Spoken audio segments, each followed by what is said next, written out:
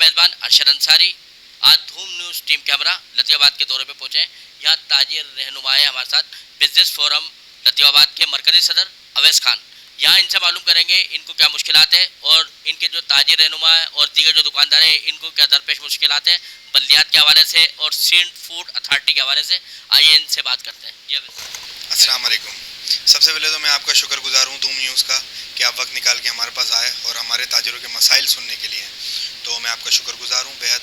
अच्छा, पिछले कुछ कई टाइम से, क्योंकि ज़ाहिर है आप देख रहे हैं कि कोई 2-2.5 साल से ताजिर, हमारे जो छोटा ताजिर है वो सफ़र कर रहा है कोरोना की आड़ में। जो हमारी ये साइंस सरकार कभी लॉकडाउन को लगाती है, कभी हटाती है, कभी लगाती है, कभी हटाती है। मस्बत पॉलिसी इनकी नहीं है, कभी ठीक होती है पॉलिसी तो हम उनका साथ भी देते हैं उसमें।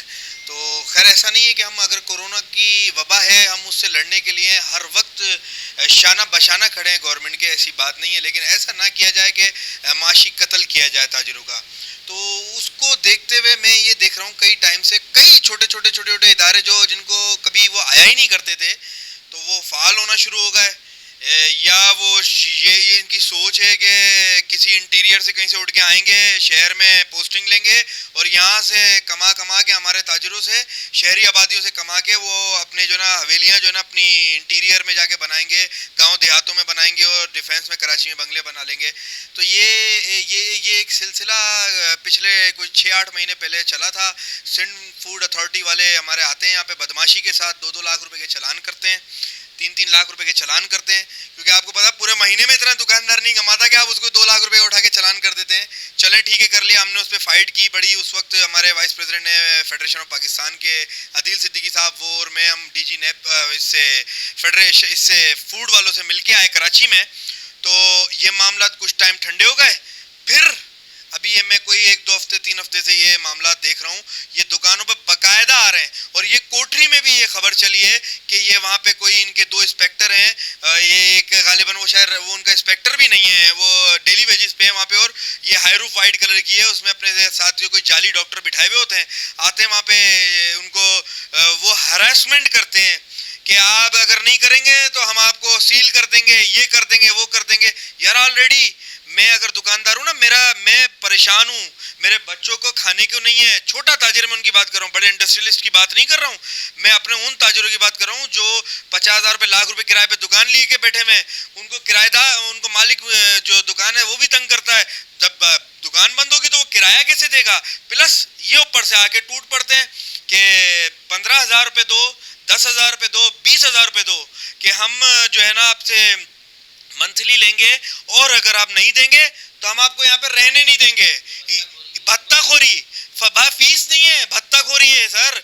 आप ये बकायदा, मैं आपको कह रहा हूँ, वो कह रहे हैं कोई चालान नहीं, कुछ नहीं, आप 10-12 हज़ार रुपये, 15,000 रुपये, 20,000 रुपये महीना दें तो आप यहाँ काला करें, सफ़ेद करें, या आप कितनी गंदगी से अपनी डेयरी चलाएं या अपनी बेकरी चलाएं, हमें कोई सरोकार नहीं है, हम पलट के नहीं आएंगे। इनके ये अल्फाज पॉइंट टू पॉइंट में कोड कर रहा हूँ आपको। लेकिन देखें, आप और हम कुछ भी चीज़ें खाते हैं, मैं अपने ताजिरों को भी ये बात समझाना चाहता हूँ कि हमें भी साफ़ सुथराई का ख्याल करना है।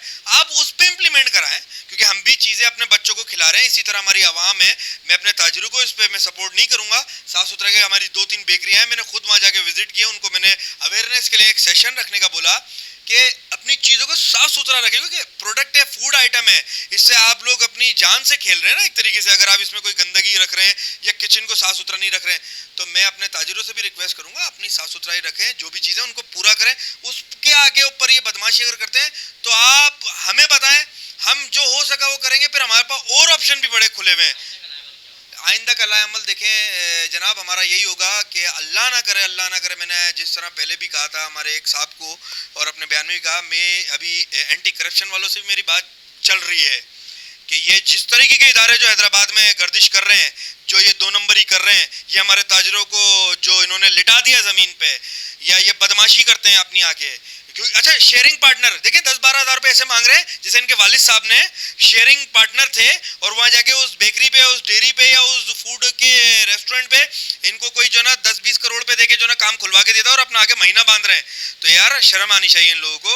और आइंदा का लाएअमल जिस तरह आपने कहा, हमारा यही होगा कि हम इनको देखें, प्यार से समझा रहे हैं। और हमारे डीजी नेप से भी हमारी 2-3 दिन में मेरी मुलाकात मुतवक्के है।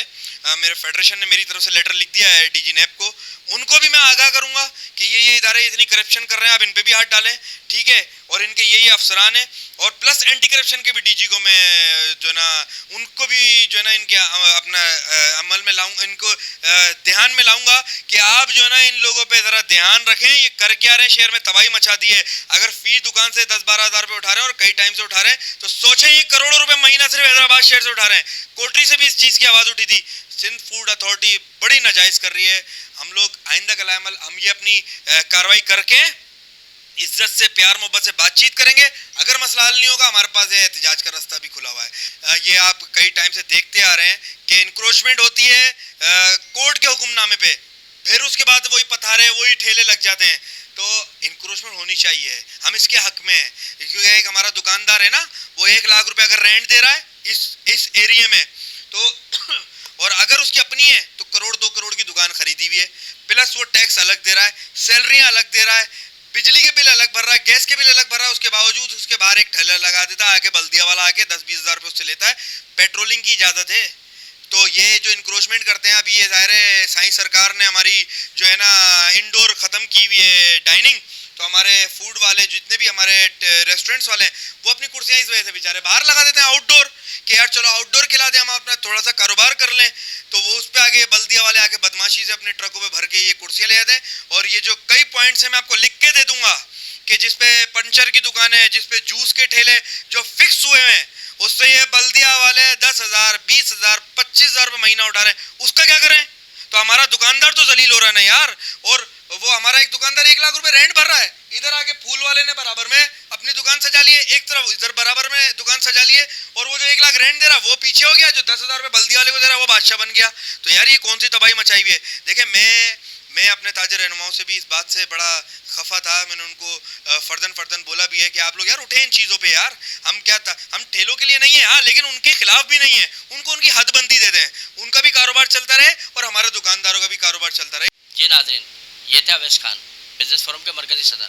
इनका कहना था कि सिंध फूड अथॉरिटी की ज़्यादतियाँ जारी हैं, अगर मज़ीद जारी रही तो नेब से हमने रब्ता करने की कोशिश की है, इसके बाद आइंदा का लाएमल तय करेंगे। जबकि बल्दियाती इदारों को भी चाहिए कि हमारे दुकानदारों का तहफ़्फ़ुज़ करें, ना कि उन्हें परेशान किया जाए, और मुख्तलिफ पथारेदारों को उन पर काबिज़ कर दिया जाए ताकि उनका कारोबार मुतासर हो सके। अगर ऐसा और इस अमल को नहीं रोका गया तो फौरी तौर पर हम कानूनी कार्रवाई का हक रखते हैं और एहतजाज करना हमारा हक है। कैमरामैन उमर हयात के हमरा अरशद अंसारी, धूम न्यूज़, हैदराबाद।